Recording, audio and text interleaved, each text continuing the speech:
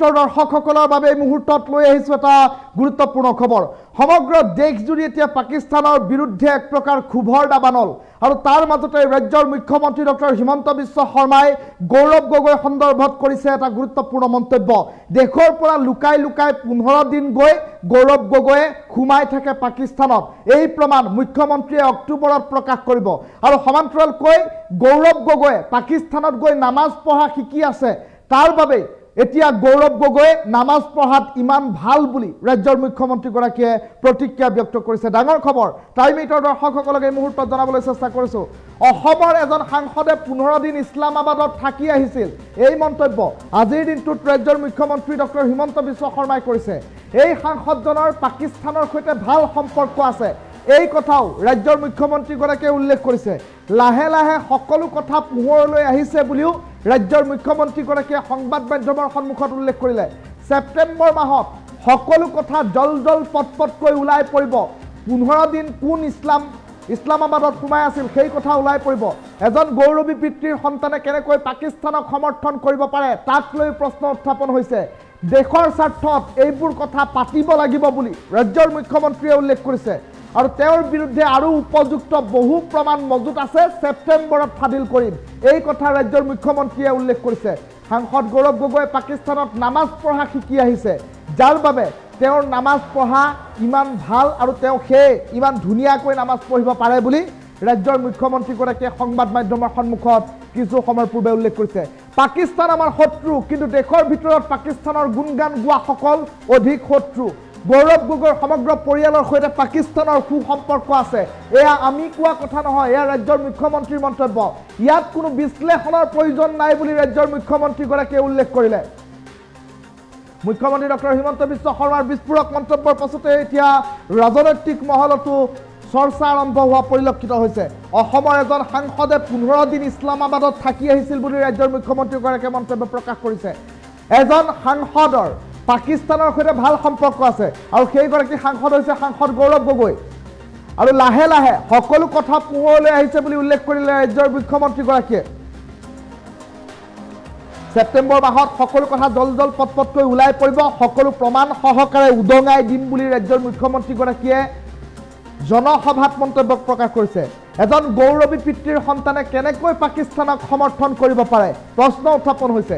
দেশৰ স্বাৰ্থত এইবোৰ কথা পাতিব লাগিব বুলি ৰাজ্যৰ মুখ্যমন্ত্ৰীগৰাকীয়ে উল্লেখ কৰিছে। তেওঁৰ বিৰুদ্ধে আৰু উপযুক্ত প্ৰমাণ মজুত আছে বুলি ৰাজ্যৰ মুখ্যমন্ত্ৰীগৰাকীয়ে মন্তব্য প্ৰকাশ কৰিছে। আৰু সমান্তৰালকৈ গৌৰৱ গগৈ পাকিস্তানত নামাজ পঢ়িবলৈ শিকি আহিছে আৰু নামাজ কেনেকৈ পঢ়ে সকলো পুংখানুপুংখ অধ্যয়ন পাকিস্তানতেই গ্ৰহণ কৰিছিল গৌৰৱ গগৈয়ে, যাৰ ফলশ্ৰুতিত তেওঁ নামাজ পঢ়াত ইমান ভাল বুলি উল্লেখ কৰিলে ৰাজ্যৰ মুখ্যমন্ত্ৰীগৰাকীয়ে। পাকিস্তান আমাৰ শত্ৰু, কিন্তু দেশৰ ভিতৰত পাকিস্তানৰ গুণগান গোৱা লোকসকল অধিক শত্ৰু। গৌৰৱ গগৈৰ সমগ্ৰ পৰিয়ালৰ সৈতে পাকিস্তানৰ সুসম্পৰ্ক আছে, এই কথা ৰাজ্যৰ মুখ্যমন্ত্ৰীয়ে প্ৰকাশ কৰিছে। আৰু আনফালে ইয়াত কোনো বিশ্লেষণৰ প্ৰয়োজনো নাই বুলি সাংবাদিকৰ সন্মুখত ৰাজ্যৰ মুখ্যমন্ত্ৰীয়ে কিছু সময় পূৰ্বে মন্তব্য প্ৰকাশ কৰিছে। ৰাজ্যৰ মুখ্যমন্ত্ৰী ডক্টৰ হিমন্ত বিশ্ব শৰ্মাৰ যি বিস্ফোৰক মন্তব্য, সেই মন্তব্য এই মুহূৰ্তত টাইম 8ৰ দৰ্শকসকলক আমি শুনাই ল'বলৈ চেষ্টা কৰিছোঁ, য'ত ৰাজ্যৰ মুখ্যমন্ত্ৰীগৰাকীয়ে সুস্পষ্টকৈ সাংসদ গৌৰৱ গগৈৰ পাকিস্তানৰ সৈতে সম্পৰ্ক আছে বুলি উল্লেখ কৰিছে। মন্তব্য শুনাই লৈছোঁ। অসমৰ এজন সাংসদে 15 দিন সময় ইছলামাবাদত থাকি অহাৰ তথ্য অসম চৰকাৰৰ ওচৰত আছে আৰু এই সাংসদজনে পাকিস্তান দূতাবাসৰ লগত তেওঁৰ সম্পৰ্ক ৰাইজৰ সন্মুখত আছে আৰু বহুত কথা পোহৰলৈ আহিব। ছেপ্টেম্বৰ মাহৰ ভিতৰত এজন গৌৰৱী পিতৃৰ সন্তান কেনেকৈ দেশৰ বিৰুদ্ধে যাব পাৰে তাৰ জল জল পটপট প্ৰমাণ আমি এক্সপ'জ বুলি নকওঁ, দেশৰ স্বাৰ্থত ৰাইজৰ সন্মুখত আনিব লাগিব। আৰু মই আজিয়ে কৈছোঁ যে 15 দিন ভাৰত চৰকাৰক নোকোৱাকৈ ইছলামাবাদত থাকি অহাৰো আমি প্ৰমাণ পাইছোঁ আৰু বিভিন্ন প্ৰমাণ আমাৰ হাতত আছে। গতিকে মই ভাবোঁ যে তাতেই কিজানি নামাজ পঢ়িব শিকি আহিছে, যি ধৰণে নামাজ পঢ়ে। গতিকে এই গোটেই কথাবোৰ ছেপ্টেম্বৰ মাহৰ ভিতৰত আমি জনতাৰ সন্মুখলৈকে আনিম। পাকিস্তান আমাৰ ডাঙৰ শত্ৰু, কিন্তু দেশৰ ভিতৰত থাকি পাকিস্তানৰ গুণগান কোৱাসকল তাতকৈ ডাঙৰ শত্ৰু। এই কথাটো আমি মনত ৰাখিব লাগিব।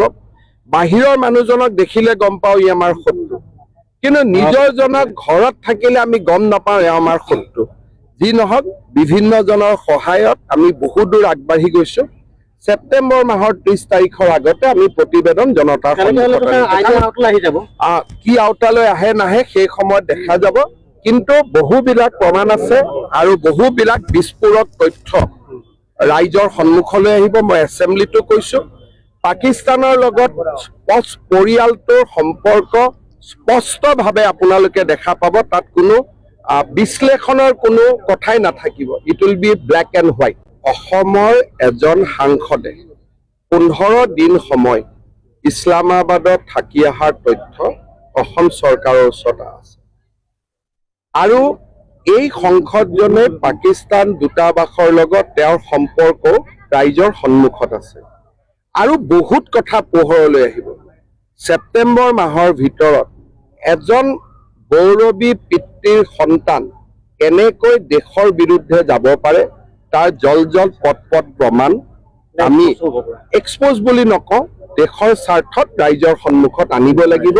আৰু মই আজিয়ে কৈছো যে 15 দিন ভাৰত চৰকাৰক নোকোৱাকৈ ইছলামাবাদত থাকি অহাৰো আমি প্ৰমাণ পাইছো আৰু বিভিন্ন প্ৰমাণ আমাৰ হাতত আছে।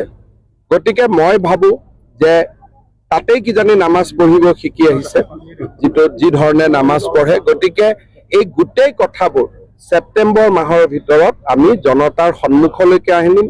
পাকিস্তান আমাৰ ডাঙৰ শত্ৰু, কিন্তু দেশৰ ভিতৰত থাকি পাকিস্তানৰ গুণগান কোৱাসকল তাতকৈ ডাঙৰ শত্ৰু। এই কথাটো আমি মনত ৰাখিব লাগিব। বাহিৰৰ মানুহজনক দেখিলে গম পাওঁ ই আমাৰ শত্ৰু, কিন্তু নিজৰজনক ঘৰত থাকিলে আমি গম নাপাওঁ এওঁ আমাৰ শত্ৰু। যি নহওক, বিভিন্নজনৰ সহায়ত আমি বহু দূৰ আগবাঢ়ি গৈছো। ছেপ্টেম্বৰ মাহৰ 30 তাৰিখৰ আগতে আমি প্ৰতিবেদন জনতাৰ কি আওতালৈ আহে নাহে সেই সময়ত দেখা যাব। কিন্তু বহুবিলাক প্ৰমাণ আছে আৰু বহুবিলাক বিস্ফোৰক তথ্য ৰাইজৰ সন্মুখলৈ আহিব। মই এছেম্বলিটো কৈছো, পাকিস্তানৰ লগত পৰিয়ালটোৰ সম্পৰ্ক স্পষ্টভাৱে আপোনালোকে দেখা পাব। তাত কোনো বিশ্লেষণৰ কোনো কথাই নাথাকিব। It will be black and white. অসমৰ এজন সাংসদে 15 দিন সময় ইছলামাবাদত থাকি অহাৰ তথ্য অসম চৰকাৰৰ ওচৰত আছে আৰু এই সংসদজনে পাকিস্তান দূতাবাসৰ লগত তেওঁৰ সম্পৰ্ক ৰাইজৰ সন্মুখত আছে আৰু বহুত কথা পোহৰলৈ আহিব। ছেপ্টেম্বৰ মাহৰ ভিতৰত এজন গৌৰৱী পিতৃৰ সন্তান কেনেকৈ দেশৰ বিৰুদ্ধে যাব পাৰে তাৰ জল পট প্ৰমাণ আমি এক্সপ'জ বুলি নকওঁ, দেশৰ স্বাৰ্থত ৰাইজৰ সন্মুখত আনিব লাগিব। আৰু মই আজিয়ে কৈছো যে 15 দিন ভাৰত চৰকাৰক নোকোৱাকৈ ইছলামাবাদত থাকি অহাৰো আমি প্ৰমাণ পাইছো আৰু বিভিন্ন প্ৰমাণ আমাৰ হাতত আছে। গতিকে মই ভাবো যে তাতেই কিজানি নামাজ পঢ়িব শিকি আহিছে, যি ধৰণে নামাজ পঢ়ে। গতিকে এই গোটেই কথাবোৰ ছেপ্টেম্বৰ মাহৰ ভিতৰত আমি জনতাৰ সন্মুখলৈকে আনিম। পাকিস্তান আমাৰ ডাঙৰ শত্ৰু, কিন্তু দেশৰ ভিতৰত থাকি পাকিস্তানৰ গুণগান কোৱাসকল তাতকৈ ডাঙৰ শত্ৰু। এই কথাটো আমি মনত ৰাখিব লাগিব। বাহিৰৰ মানুহজনক দেখিলে গম পাওঁ ই আমাৰ শত্ৰু, কিন্তু নিজৰজনক ঘৰত থাকিলে আমি গম নাপাওঁ এওঁ আমাৰ শত্ৰু। যি নহওক, বিভিন্নজনৰ সহায়ত আমি বহু দূৰ আগবাঢ়ি গৈছো। ছেপ্টেম্বৰ মাহৰ 30 তাৰিখৰ আগতে আমি প্ৰতিবেদন জনতাৰ কি আওতালৈ আহে নাহে সেই সময়ত দেখা যাব। কিন্তু বহুবিলাক প্ৰমাণ আছে আৰু বহুবিলাক বিস্ফোৰক তথ্য ৰাইজৰ সন্মুখলৈ আহিব। মই এছেম্বলিটো কৈছো, পাকিস্তানৰ লগত পৰিয়ালটোৰ সম্পৰ্ক স্পষ্টভাৱে আপোনালোকে দেখা পাব। তাত কোনো বিশ্লেষণৰ কোনো কথাই নাথাকিব। It will be black and white.